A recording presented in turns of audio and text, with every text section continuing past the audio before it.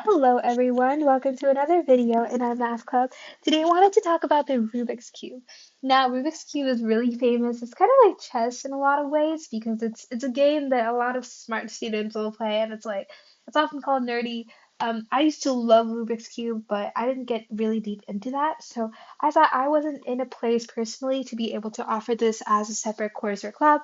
And so I kind of push this into the beginner math club. If any one of you guys have a lot of experience with Rubik's Cube and can film a video like this about it, kind of sharing this to students, I would that would really be great. Our team is currently working on expanding our clubs, on offering a variety of different clubs that we can do. And so all these different opportunities and collaborations are more than welcome. Okay, let's get right into how to play the Rubik's Cube. Okay, so how to solve the Rubik's Cube. The Rubik's Cube basically is a cube of 3 by 3 by 3. It's kind of like it's really interesting because it looks so simple, yet there's like a billion ways by which you can solve this, by which you can scramble this, and there is a really deep professional kind of community that plays this, and so absolutely lovely to play. I have a Rubik's Cube myself, but I thought it would be easier for you guys to see it if I use this one online, and so here we have it. Okay, so let's think about how we could actually solve the Rubik's Cube. I think a lot of beginners think that you're like thinking of all the possibilities and you're thinking like, okay, so I have a white here and I have a white here, and so if I wanted to put this together, I would have to like go like this, I have to go like this, go like this, this, and then like scramble it back around so I can have it like right next to here. And this is half true and half false because I have seen that really advanced players will be thinking of that, but in a lot of cases we do have equations or like ways by which we can solve it. And I wanted to share with you guys the very beginner method. Um, yeah, so we have the white square right here, right? The first step we're going to be doing is solving the white cross here.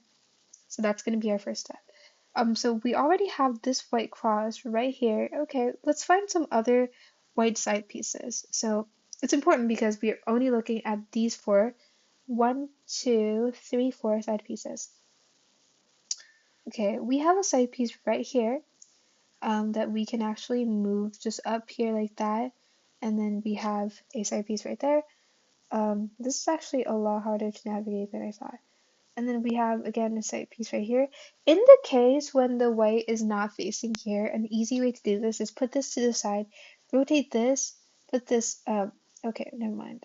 Wow, this is very hard to navigate, guys. Never mind. I'm very sorry.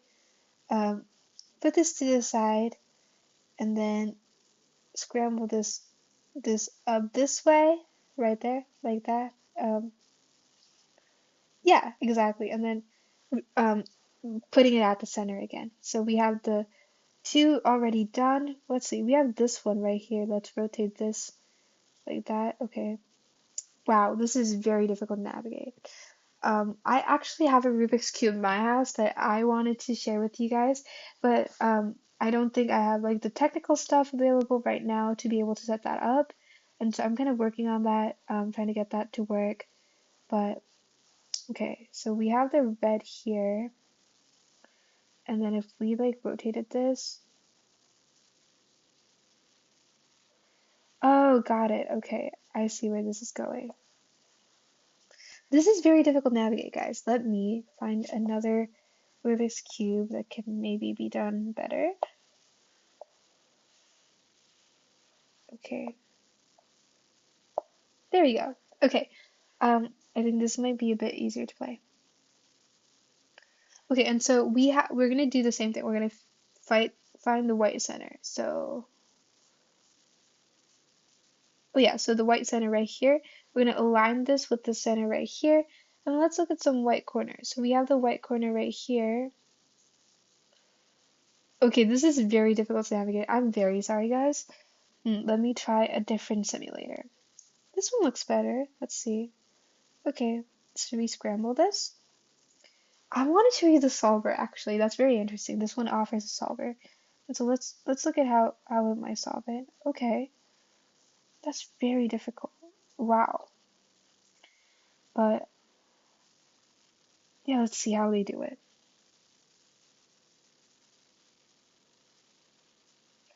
that's really interesting that it requires 183 moves. Yeah, like that. Wow. Yeah, this is the way that normal beginners would do it.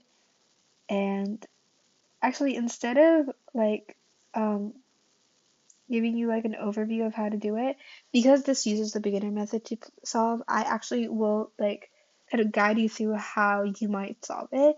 And there is a very famous YouTuber that I absolutely loved when I was first learning chess. I think his name is J Perm. I'm pretty sure. I don't know if he's still active, but he's one of the best cube YouTubers out there. He's actually a professional, I believe, or he actually competes at a professional level.